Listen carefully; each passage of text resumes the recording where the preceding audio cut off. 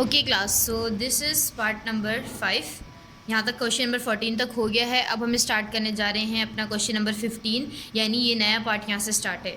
ये तीसरा पार्ट है इस एक्सरसाइज का, ये चौथा और ये 5th पार्ट है। यहाँ से क्वेश्चन शुरू है इफ़ से।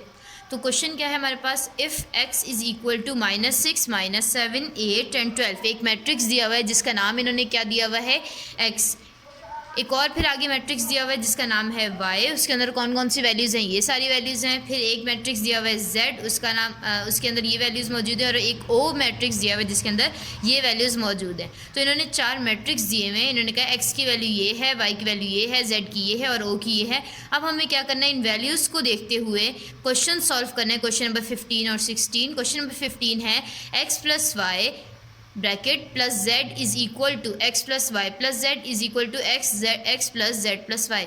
यानी इस पूरे क्वेश्चन में कितने पार्ट हैं, 3 पार्ट हैं। देखिए इज इक्वल टू का साइन है, यानी ये एक वैल्यू है, ये दूसरी वैल्यू है और ये तीसरी वैल्यू है। इस क्वेश्चन में टोटल 3 वैल्यूज़ हैं। तीनों को अलग अलग सॉल्व करके देखना है और आंसर तीनों का सेम आना चाहिए। कैसे सॉल्व करेंगे, एक्स वाई और जेड की यही वैल्यूज़ रखेंगे जो क्वेश्चन में दी गई है। तो क्वेश्चन आप यहाँ से लेकर यहाँ तक पहले उतारेंगे पूरा, फिर उसके बाद सोल्यूशन करना स्टार्ट करेंगे। ओके तो क्वेश्चन नंबर 15 का ये सोल्यूशन है। क्वेश्चन नंबर 15 है आप लोगों का x plus y plus z, x plus y plus z is equal to x plus z plus y. अब ये ब्रैकेट्स यहाँ पर x और y के ऊपर है, यहाँ पर y और z के ऊपर है, और जबकि यहाँ पर z प्लस वाई के ऊपर ब्रैकेट है। 3 साइड्स हैं इस क्वेश्चन में, एक वैल्यू ये है, एक वैल्यू ये है और एक वैल्यू ये है। 3 अलग अलग वैल्यूज़ हैं, तीनों को सॉल्व करना है। तीनों के दरमियान में कौन सा साइन है, इज इक्वल टू का, यानी इनका आंसर्स बिल्कुल सेम आएगा। अब किस तरह सॉल्व करेंगे, सबसे पहले हम लेंगे फर्स्ट पार्ट, यानी ये फर्स्ट साइड लेंगे, यहाँ से लेकर यहाँ तक की।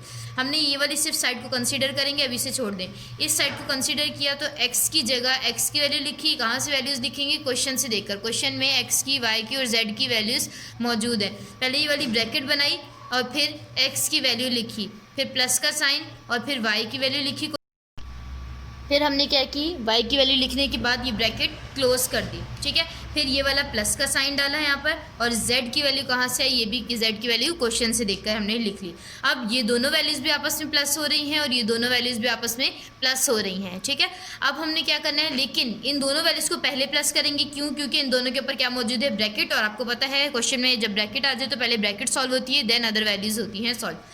अब इन दोनों को प्लस करना है तो इसकी पहली वैल्यू इसकी पहली वैल्यू के साथ लिख दी, इसकी दूसरी वैल्यू इसकी दूसरी वैल्यू के साथ लिख दी, इसकी तीसरी वैल्यू के साथ, चौथी वैल्यू के साथ लिख दी। और सबके दरमियान में साइन कौन सा है, प्लस का। क्यों, क्योंकि इन दोनों मैट्रिसेस के दरमियान में प्लस का साइन है। अब क्या करेंगे, ये एज इट इज़ आ गया। अब इन्हें कर देंगे हम प्लस या माइनस, जो भी होगा। देखिए माइनस प्लस माइनस होता है, 12 में से 6 गए, 6 बचे, तो ये 6 आ गया। और दोनों में कौन सी वैल्यू बड़ी है, 12 है, और 12 के साथ कौन सा साइन है, प्लस का है, तो इसके साथ 6 के साथ क्या आएगा, प्लस का साइन आएगा। लेकिन हम प्लस का साइन डालें या ना डालें एक ही बात होती है। अब 8 प्लस 13, 8 को 13 से प्लस कर देंगे तो क्या आ जाएगा, 21। माइनस प्लस माइनस, दोनों को माइनस कर देंगे, 14 माइनस 7, 14 में से 7 गए, कितने बचे, 7। और इन दोनों में से बड़ी वैल्यू कौन सी है, 14। तो 14 के साथ प्लस का साइन है तो इसके साथ भी प्लस का साइन आ जाएगा। हम प्लस का साइन ना भी डालें तो हमें पता है कि 7 के साथ क्या साइन है, प्लस का है। 12 प्लस 15 कितने होते हैं, 27। और ये ब्रैकेट एज इट इज़ उतर गई। अब हम क्या करेंगे, दोनों को क्या कर देंगे, प्लस कर देंगे। इसकी पहली वैल्यू इसकी पहली वैल्यू के साथ लिख देंगे, इसकी दूसरी वैल्यू के साथ, इसकी तीसरी वैल्यू के साथ, और चौथी वैल्यू के साथ लिख देंगे, ठीक है। अब इन दोनों को प्लस किया, या इन दोनों को प्लस किया, या सबको प्लस कर करके ये लिख लिया। तो इसका मतलब ये जो फर्स्ट पार्ट हमने लिया यहाँ से यहाँ तक का, इसका ये आंसर हमारे पास आ गया, ये वाली मैट्रिक्स। अब हम सॉल्व करते हैं सेकंड पार्ट। सेकंड पार्ट से मुराद कि ये जो हमारे पास लिखी हुई, अब ये वाली साइड, अब ये बीच वाली जो टर्म लिखी हुई, इसको हमने सॉल्व करेंगे पूरा। फिर जब हम थर्ड पार्ट लेंगे तो इस टर्म को सॉल्व करेंगे, ठीक है। तो अभी हम सेकंड पार्ट को सॉल्व करते हैं। ओके सेकंड पार्ट भी एज इट इज सॉल्व होगा, बस ब्रैकेट का फ़र्क है। सेकंड पार्ट है हमारे पास x plus bracket y plus z की ब्रैकेट। अब हमने x की वैल्यू लिखी, y की वैल्यू लिखी और z की वैल्यू लिखी, और y और z की वैल्यू के ऊपर क्या है, ब्रैकेट है। तो y और z का ये y और z की वैल्यू लिखी और उसके ऊपर हमने क्या डाल दी, ब्रैकेट। x y और z की वैल्यूज़ कहाँ से, वैल्यूज़ क्वेश्चन से देख के लिखी हमने। अब हम क्या करेंगे, पहले इन दोनों को प्लस नहीं करेंगे बल्कि इन दोनों को प्लस करेंगे। क्यों, क्योंकि अब ब्रैकेट यहाँ पर है, इन दोनों वैल्यूज़ के ऊपर ब्रैकेट है। तो पहले ब्रैकेट सॉल्व करते हैं।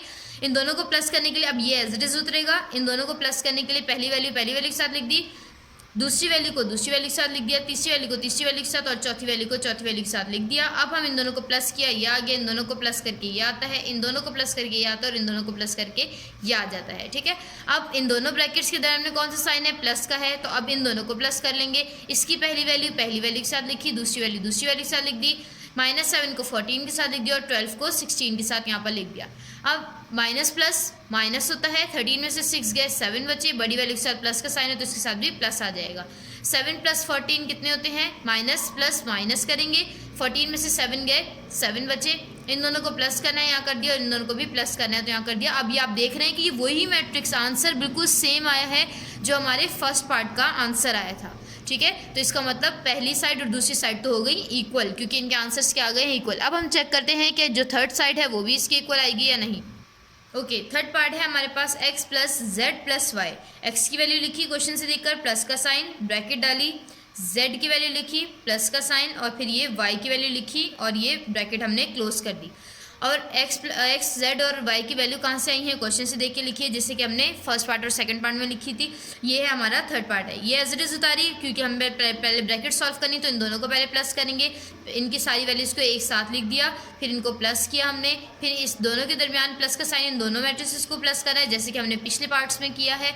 इन दोनों को प्लस करना है, इसकी पहली वैल्यू के साथ लिखी, दूसरी वैल्यू के साथ लिखी, फिर इसकी ये वाली वैल्यू इसके साथ और ये वाली वैल्यू इसके साथ हमने लिख दी। अब प्लस माइनस माइनस कर देंगे, 13 में से 6 गए, 7 बचे, 14 में से 7 गए, 7 बचे, इन दोनों को प्लस करना है, इन दोनों को प्लस करना है, तो ये हमारे पास आंसर आ गया। अब आप देख सकते हैं कि जो फर्स्ट पार्ट का आंसर आया था वही सेकंड पार्ट का आंसर आया था, और ये वही मैट्रिसेस देखें बिल्कुल सेम है, जो आंसर फर्स्ट का है वही सेकंड पार्ट का है और वही अब ये थर्ड पार्ट का आंसर भी वही है। तो हमने यहाँ लिख दिया, hence proof every part has equal answers.